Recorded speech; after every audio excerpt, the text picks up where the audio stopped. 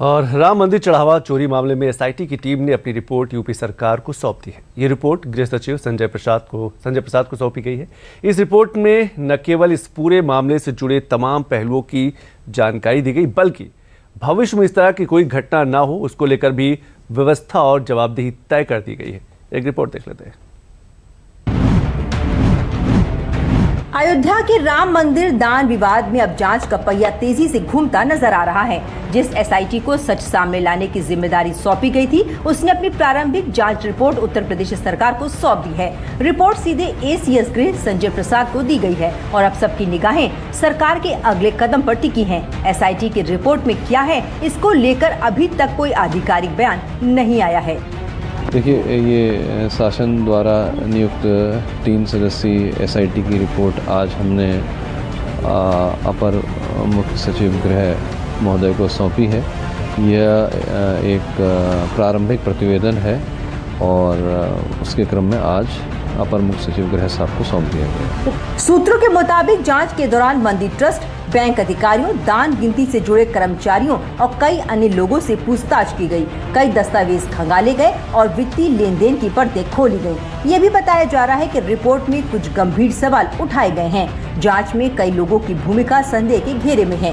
यही नहीं, राम मंदिर ट्रस्ट के कामकाज और प्रबंधन व्यवस्था में बदलाव के सुझाव भी रिपोर्ट का हिस्सा बताए जा रहे हैं।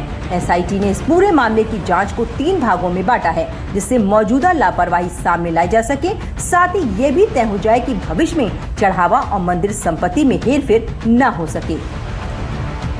पहला, आपराधिक जांच।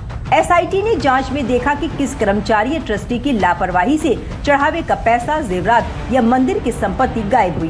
दूसरा, फाइनेंशियल ऑडिट। मंदिर में अब तक आए कुल दान, बैंक खातों के लेन देन, टेंडर प्रक्रिया और जमीनों की खरीद फरोख्त की जांच शामिल है। तीसरा, सुझाव। एसआईटी ट्रस्ट में बदलाव या सुधार के लिए नए नियम कानून, बेहतर सुरक्षा व्यवस्था और जिम्मेदारी तय करने के सुझाव देगी। क्योंकि ये मंदिर हम रामानंदियों का है। हम रामानंदियों ने 500 सालों का वो वनवास झेला है। 500 सालों की प्रतीक्षा के बाद मंदिर बनकर तैयार हुआ। समूचे भारत के हर हिंदुस्तानी ने, हर सनातनी ने, हर राम भक्त ने अपनी गाढ़ी कमाई उसमें लगाई है। और कमाई तो बहुत छोटी बात, श्रद्धा और विश्वास, इससे बड़ा कुछ नहीं है। तो ये बहुत बहुत निंदनीय है। ये बहुत ज्यादा शर्मसार करने वाली घटना है। ऐसा नहीं होना चाहिए था। ये जो कुछ हुआ, इसमें जो भी दोषी हैं वो बख्शे नहीं जाएंगे।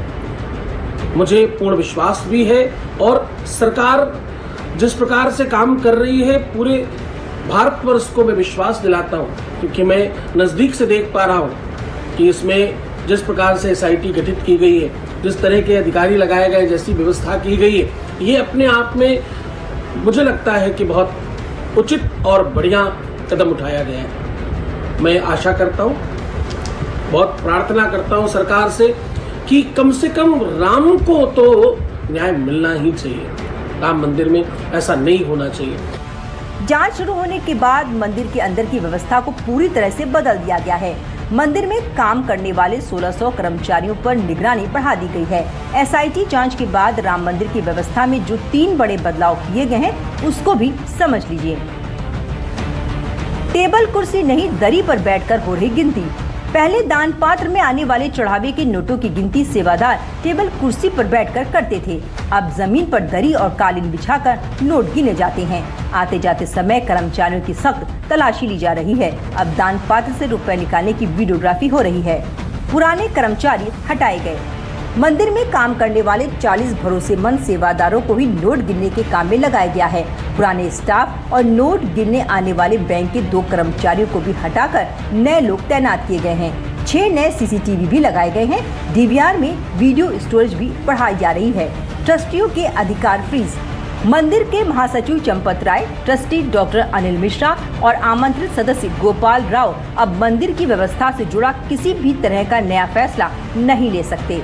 देखिए, एसआईटी टीम गठित है, जांच हो रही है। जांच में जो भी दोषी पाया जाएगा उसके खिलाफ कार्रवाई होगी और उसमें सरकार की भी निगाह हो गई है और न्यायालय का भी उस पर नज़र है।